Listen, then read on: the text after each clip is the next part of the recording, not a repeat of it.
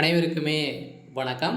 சற்று முன் கிடைத்திருக்கக்கூடிய ஒரு மிக மிக முக்கியமான செய்தி ஒன்று வெளியாகியுள்ளது. சற்று முன் செந்தில் பாலாஜி வழக்கில் திடீர் திருப்பம். அமலாக்கத்துறை அடுத்தடுத்து ஆக்ஷன்.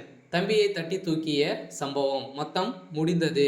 இது மாதிரி பார்த்தீங்கன்னா செய்திகள் வெளியாயிருக்கு.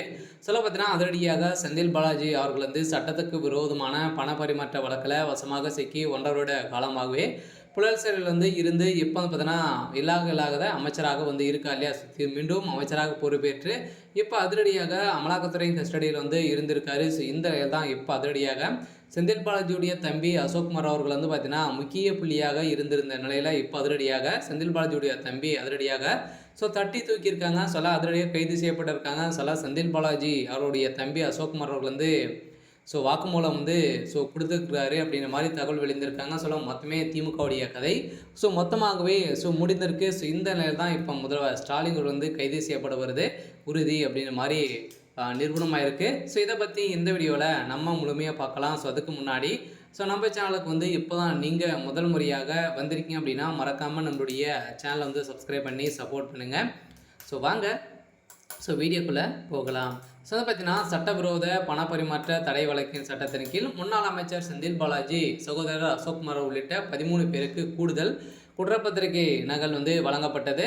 இதையடுத்து வழக்கின் விசாரணை ஜூன் 23ஆம் தேதிக்கு தள்ளி வைத்திருந்த நீதிபதிகள் முன்னாள் அமைச்சர் செந்தில் பாலாஜிக்கு எதிராக அமலாக்கத்துறை தாக்கல் செய்த சட்டவிரோத பணப்பரிமாற்ற தடை வழக்கு சென்னை முதன்மை அமர்வு நீதிமன்றத்தில் விசாரணையில் உள்ளது. இந்த வழக்கு முன்னாள் அமைச்சர் செந்தில் பாலாஜிக்கு எதிரான கடந்த ஆண்டு அமலாக்கத்துறை குற்றப்பத்திரிகை தாக்கல் செய்திருந்த நிலையில் கடந்த ஜனவரி மாதமே கூடுதல் குற்றப்பத்திரிகை தாக்கல் செய்யப்பட்டது. அதில் முன்னாள் அமைச்சர் செந்தில் பாலாஜி மற்றும் அவரின் சகோதரர் அசோக்குமார் அவர்கள் பார்த்தீங்கன்னா செந்தில் பாலாஜி முன்னாள் உதவியாளர் பி சண்முகம் உள்ளிட்ட 13 பேர் மீது குற்றப்பத்திரிகை தாக்கல் செய்திருந்த நிலையில் இந்த தாக்கத்தின் அடிப்படையில் இக்குற்றப்பத்திரிகையுடன் சுமார் 50,000 பக்கங்கள் கொண்ட ஆவணங்கள் காகித வடிவில் குற்றம் சாட்டப்பட்டவருக்கு வழங்கப்பட்டது.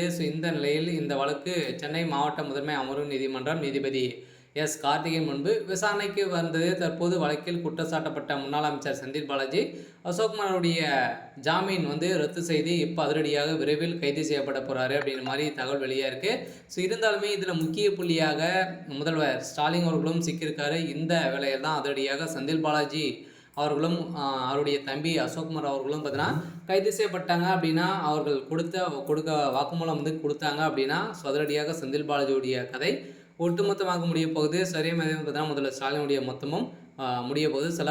தமிழகத்தில் திமுகவுடைய ஆட்சிக்கு ஒரு மிகப்பெரிய கேள்விக்குறியாக வரப்போகுது.